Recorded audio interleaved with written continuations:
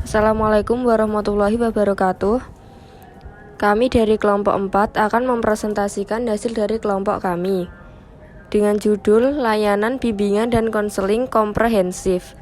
Anggota kelompok Erina Aulia Maharani, Nadia Andriani, Tanti Mahlukat Anasa.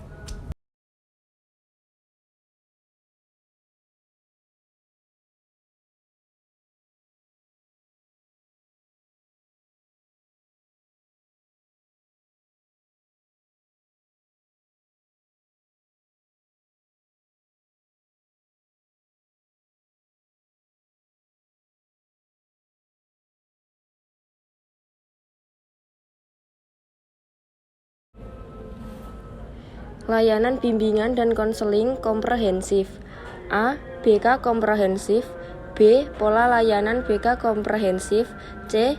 Model BK komprehensif.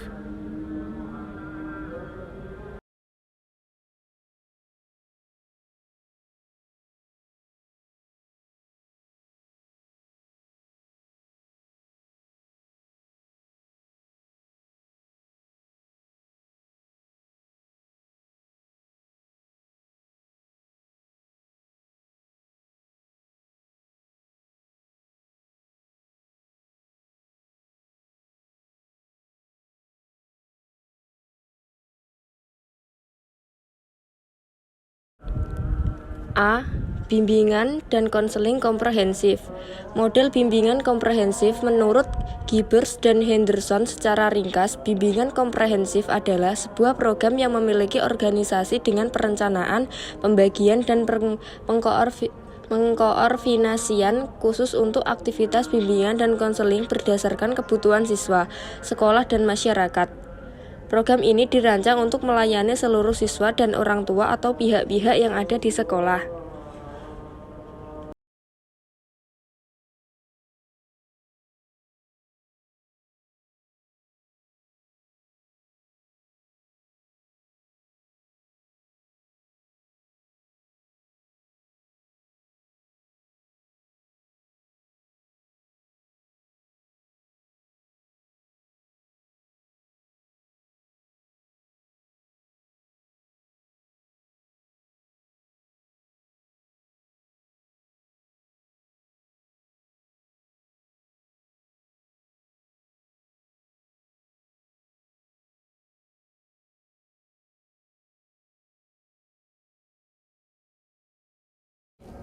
Bimbingan konseling komprehensif melibatkan berbagai sumber seperti 1.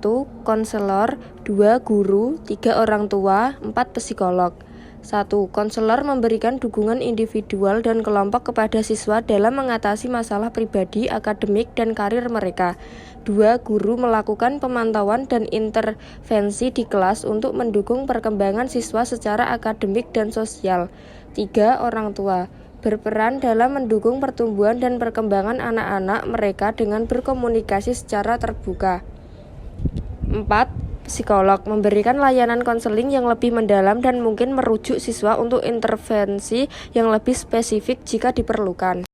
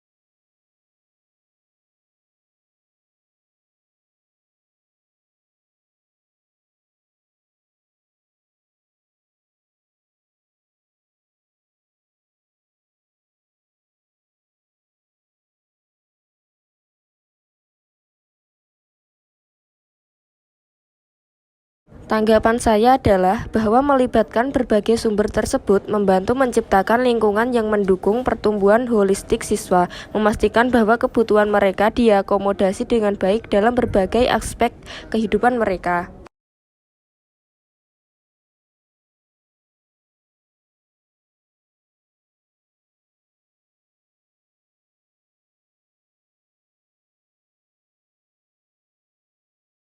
B. Pola layanan bimbingan dan konseling komprehensif. Layanan BK yang dimaksud adalah satunya dengan menggunakan pendekatan bimbingan dan konseling komprehensif. Bimbingan dan konseling komprehensif mencangkup 4 komponen layanan, yaitu: pertama, layanan dasar bimbingan.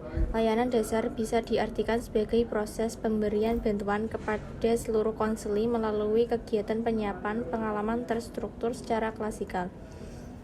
Yang kedua, layanan responsif. Secara yuridis dan konseptual dikatakan bahwa layanan responsif adalah pemberian bantuan kepada peserta didik yang mengalami masalah.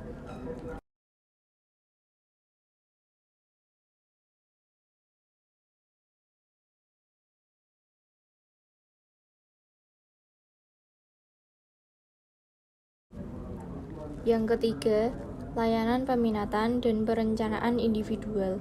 Secara konseptual dinyatakan bahwa layanan perencanaan individual adalah layanan bantuan kepada semua siswa agar mampu membuat dan melaksanakan perencanaan masa depannya.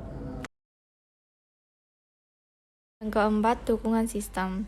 Dukungan sistem merupakan komponen layanan dan kegiatan manajemen yang secara tidak langsung memberikan bantuan kepada mahasiswa atau memfasilitasi kelancaran perkembangan mahasiswa.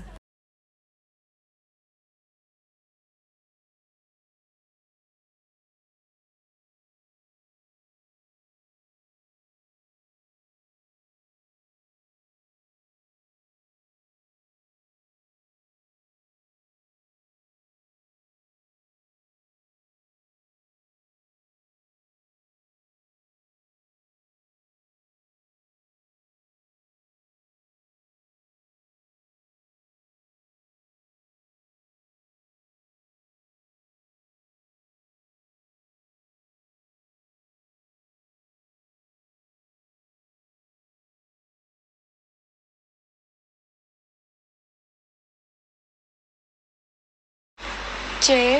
Modul bimbingan konseling komprehensif.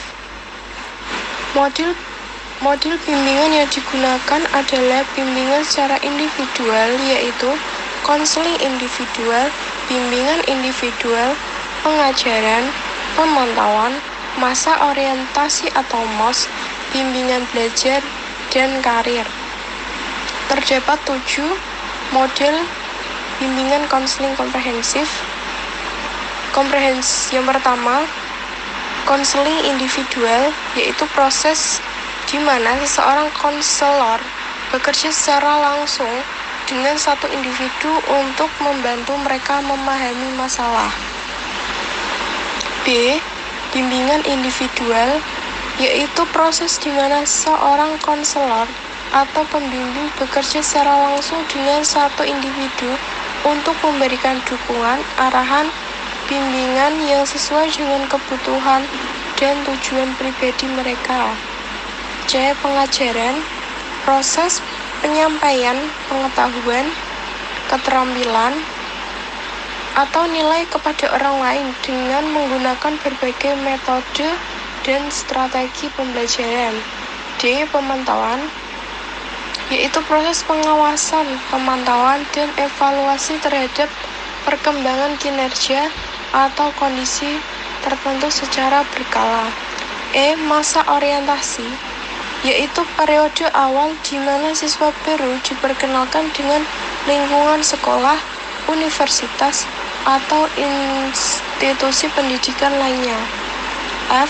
Bimbingan belajar, yaitu proses di mana seorang konselor atau tutor memberikan bantuan kearahan dan arahan kepada individu dalam memahami materi pelajaran, mengembangkan keterampilan belajar, dan meningkatkan prestasi akademis. G itu karir. Adapun prosedurnya yaitu terdiri dari rasional, visi dan misi, deskripsi, kebutuhan layanan, tujuan layanan bimbingan dan konseling, komponen program layanan, dan bidang bimbingan konseling.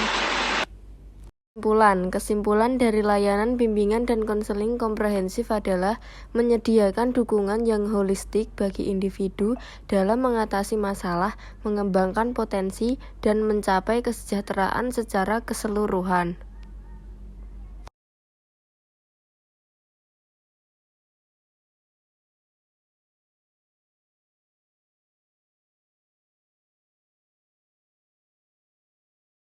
Selanjutnya adalah sesi tanya jawab.